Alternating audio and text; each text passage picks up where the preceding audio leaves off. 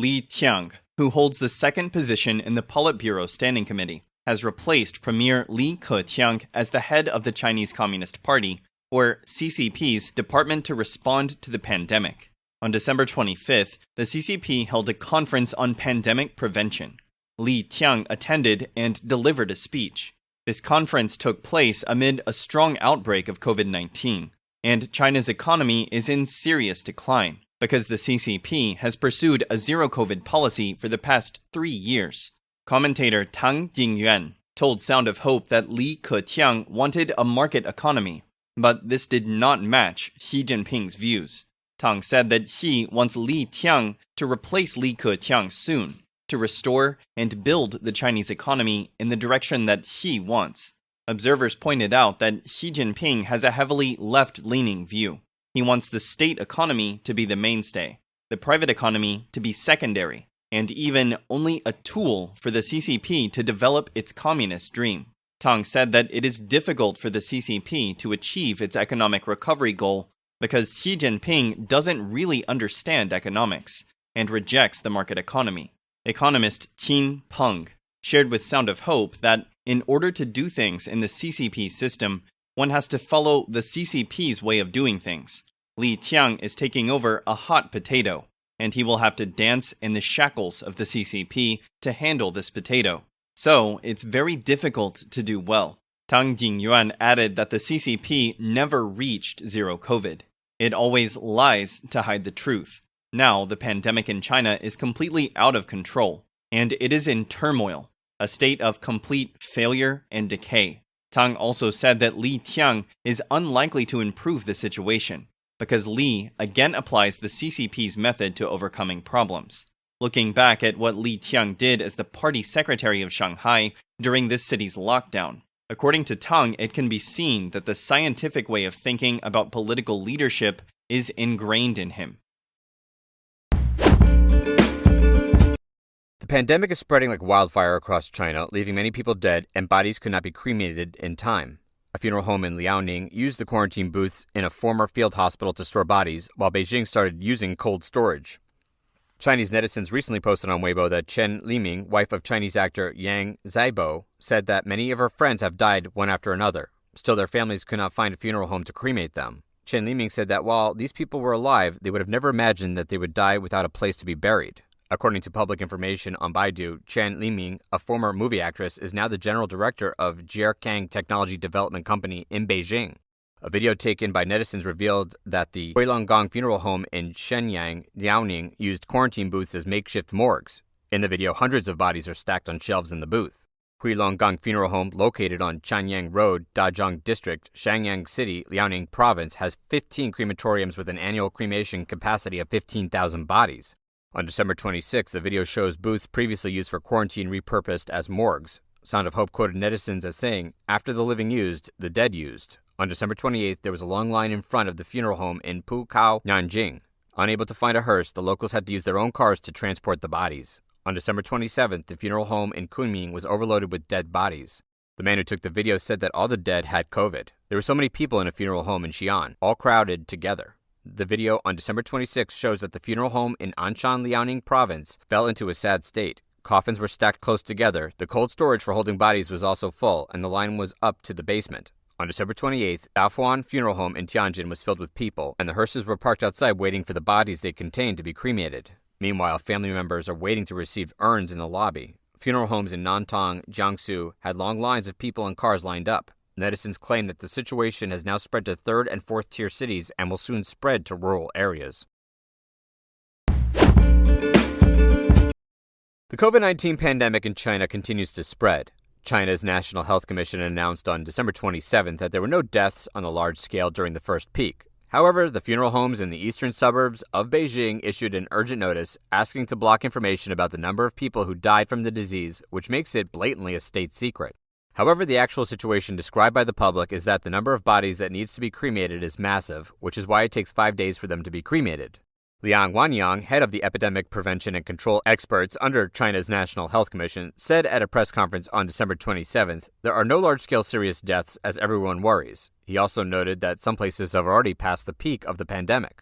A day earlier, the Chinese Center for Disease Control and Prevention also announced that the new coronavirus pneumonia will be renamed the new coronavirus infection. As of January 8, 2023, disease, prevention, and control will be downgraded from Type A to Type B, and China will fully open the door. At the same time, according to a photo posted by a netizen, a funeral home in eastern suburbs of Beijing issued an emergency notice banning the workers from giving interviews, disclosing data and the operating status of the crematorium. It also prohibited people from taking videos and uploading them online. The notice even reads, "Any acts of violation will be severely punished." When interviewed, the funeral home staff only said that they would take note of the questions and report to their superiors, and responses will be discussed and aligned internally. However, an employee at a funeral home in Wuhan said, "We are on duty 24/7 and receive lots of calls." According to Abalua Wang, the employee of a funeral home in Chengdu, Sichuan said, "The total workload is very huge. The staff's responsible for the cremation work continuously from 1 a.m. to 7 p.m., only taking breaks after 5 hours. An employee said that there are usually about 40 bodies a day, but recently the number has skyrocketed to 300 to 400 a day. As the funeral homes is unable to cremate all the bodies, most of them have been transferred to other funeral homes.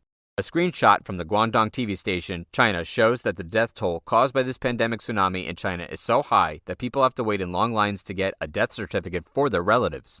Their testimony shows that the actual situation is entirely different from what the National Health Commission of China said, that there were no serious deaths on a large scale in the first peak. Abalua Wang quoted a netizen as saying that the reason for changing the name of COVID-19 pandemic was to protect the positions of those officials. In short, changing the name is not a problem, just changing the perception of COVID-19 is enough. After changing the standard of death statistics, officials will be able to protect their position. Another expressed anger. "I seem to understand why the pictures of the funeral home that were posted online were deleted." Jonathan Liu, a professor of traditional Chinese medicine at a public college in Canada, said, "The so-called life and health first that the Communist Party claims is meaningless. In the past, the Chinese Communist Party deceived people, saying that they were doing a very good job controlling the disease. They also chose to open or close the door wherever they feel it. What about now? The lockdown has failed. Chinese people are in a dilemma. They can't go to the doctor. They die from starvation. They even commit suicide by jumping off a building. When the government opens up the door, they don't really do it for the health of the people, and they will hold zero responsibility for its consequences. Many people, including former party members, old cadres, were infected. If the government could not even protect their adherents, how can they protect their people? So all the government commitments are lies."